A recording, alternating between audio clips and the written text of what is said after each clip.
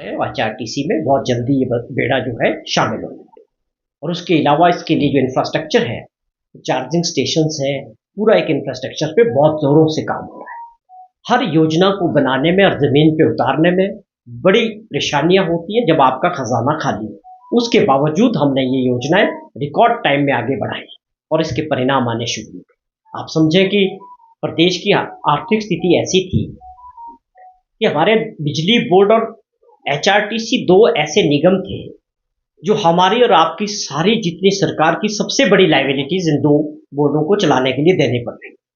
मुख्यमंत्री जी ने अपनी प्राथमिकता तय की कि दोनों को मैं अनुशासन ला के इसके ऊपर अच्छे और कड़े फैसले लेंगे। बिजली बोर्ड के को भी अपने पांव पे खड़े करने के प्रयास करेंगे और एचआरटीसी को भी हम जो है भविष्य के लिए अपने पांव पे खड़े करेंगे कि जो सरकार का जो बोझ है वो कम करना है।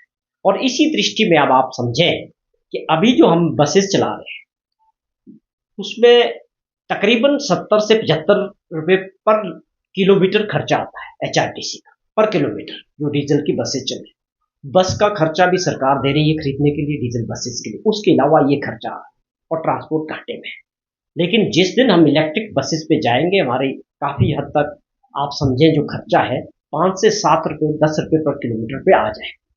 तो ये इस सोच के साथ हम ऐसे फैसले कर रहे हैं कि प्रदेश को लॉन्ग रन में इन चीजों की तरफ ले जाने की आवश्यकता है और ये फ्यूचर की टेक्नोलॉजी है, इसको प्रदेश अपना रहा है। ये मैंने एक एग्जाम्पल के तौर पे आपसे जिक्र किया कि किस प्रकार से हम सोलर ऊर्जा में आगे जा रहे हैं और रिकॉर्ड टाइम में जो है प्रोडक्शन पे आए हैं और 2-3 और सोलर ऊर्जा के जो प्रोजेक्ट्स हैं वो बहुत जल्दी जो है प्रोडक्शन में आएंगे। सोलर ऊर्जा इज ऑल्सो एक क्लीन एनर्जी और उसका बिजली का हाइड्रोट में भी हमारा फोकस है कि इन क्षेत्रों को आगे बढ़ा के हिमाचल प्रदेश को पोल्यूशन रहित भी रखना है और साथ में जो है ग्रीन भी बनाना है। तो ये कुछ ऐसी योजनाएं जिस पे हमारी सरकार ने पहले 2 वर्षों में तेजी से काम किया और बहुत सारी योजनाएं हैं। आज की इस प्रेस वार्ता में स्वागत करता हूँ।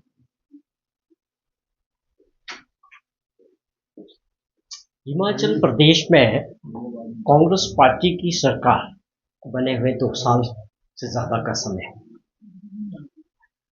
हमने और आपने सबने देखा कि इन 2 वर्षों में सरकार के सामने बहुत चुनौतियां भी रही, अलग अलग तरह की चुनौतियां थी।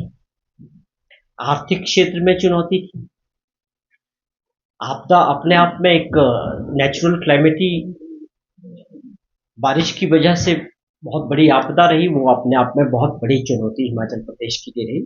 हमारे प्रदेश के इतिहास में पहली बार ऐसा नुकसान हुआ। उसके बाद एक और आप देखें कि राजनीतिक आपदा जो हिमाचल प्रदेश में आई वो भी अपने आप में पहली बार ऐसा हुआ कि प्रदेश के लोगों द्वारा लोकतंत्र के जरिए चुनी हुई सरकार को गिराने का प्रयास जिस तरह से किया गया वो अपने आप में बहुत बड़ी चुनौती थी। उसमें कुछ लोग ऐसे भी थे जो कांग्रेस पार्टी के चुने हुए विधायक थे, उनकी अपनी महत्वाकांक्षा थी। उन लोगों ने भाजपा के साथ मिलकर प्रदेश की चुनी हुई सरकार को कमजोर करने के अलावा गिराने का पूरा प्रयास किया।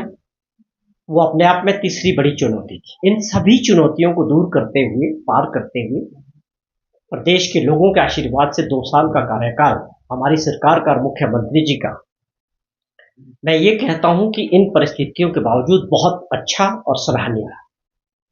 2 वर्षों में जो पहले 2 वर्षों में जो बजट पेश किए हमारी सरकार ने, उसमें साफ तौर पे इस चीज पे फोकस रखा गया कि हिमाचल प्रदेश के अंदर आने वाले समय के लिए विकास की दृष्टि से और दूसरे तरह से प्रदेश को किस तरह की पटरी पे आगे बढ़ाना है। बार बार मुख्यमंत्री जी इसका जिक्र करते थे कि व्यवस्थाएं हैं जो बनी हुई है, कई वर्षों से चल रही, हर क्षेत्र में उन व्यवस्थाओं से हट के काम करने की आवश्यकता है और उसी नजरिए से काम किया, योजनाएं बनाई और बजट पेश की।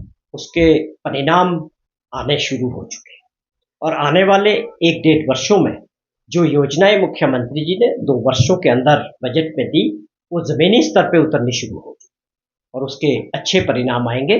चाहे आप बात करें कि प्रदेश की जो आर्थिक स्थिति है उसमें तेजी से सुधार हुआ है। जिस तरह का खजाना खाली हमको मिला था हमारी सरकार के दौरान, जब सरकार बनी 75,000 करोड़ रुपए के ऊपर का कर्जा था और 10,000 करोड़ से ऊपर की सरकारी कर्मचारियों की और हमारे जो पेंशनर्स हैं उनकी सिक्स्थ पे कमीशन की सारी देनदारियां खड़ी थी।